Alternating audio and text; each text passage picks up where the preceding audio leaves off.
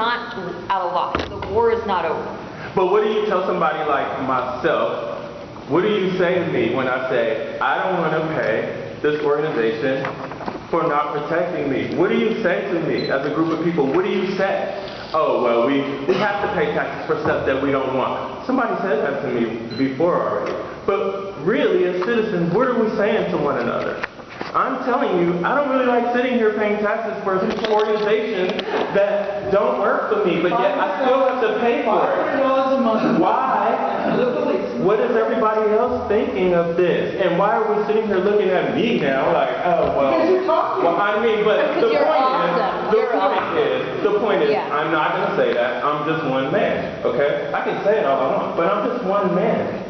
But is that, how do you feel as a community? Is that okay for Sean to be singled out and it's like, okay, well, he pays taxes and it doesn't really work for him. That's fine, it's just him. Is that okay?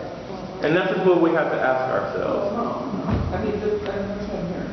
I think we pay our taxes in hopes that maybe it doesn't work out for you, me, or anybody else in this room, but that it might work out for someone else. Well, let's make it work out for somebody else. Exactly. If it's not working out for me, I want to help somebody else have it work So for maybe them. you want to join and become a member of this group. Yeah. Already a member. Okay. Oh, Oh. that's all I had to say. I think Bob had an announcement, but I don't know where he is. Yes. Where did we go?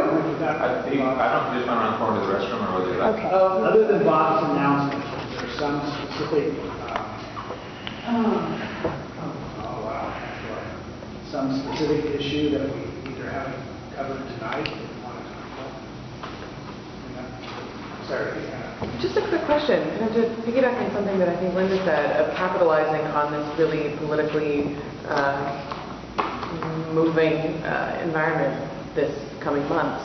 Are there action items where there are contact people at the DOJ or contact people within the city where we can say, contact these people to hold some pieces, similar to getting in touch with your legislator when something is coming up in season or session, to get into compliance? I would say there's an answer to that, and I could give you the email of Jonas Geisler as well as a phone number, and he will call you back. He's also working on the Chicago case, but I spoke to him like 2 weeks ago, and it let off steam. I felt so thrilled. He said, he praised Dan Handelman and the Portland Cop Watch, and when I reached out to him about this developmentally disabled person who had been crushed.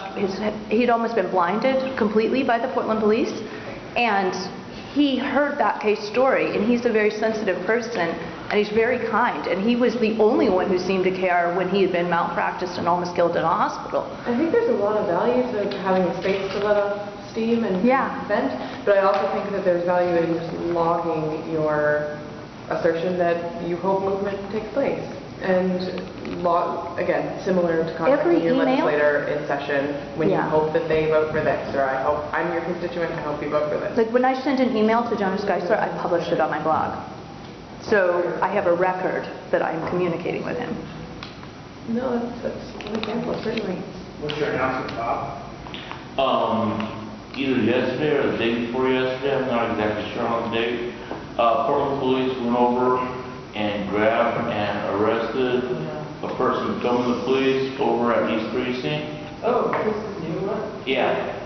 And apparently searched the vehicle, found some firearms inside the vehicle. Yeah.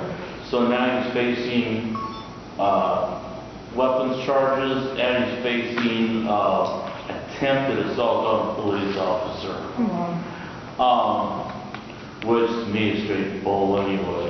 But yeah, he was over there filming the police at East Precinct. He does that a lot, and there's been threats toward him from the police that they would arrest him if he keeps doing it, and he kept doing it. So the Portland police did arrest him, and his bail was $1 million.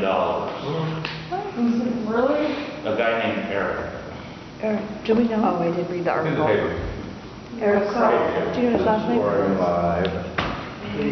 Okay, so, again, forgive me if I'm a little behind the times, you guys.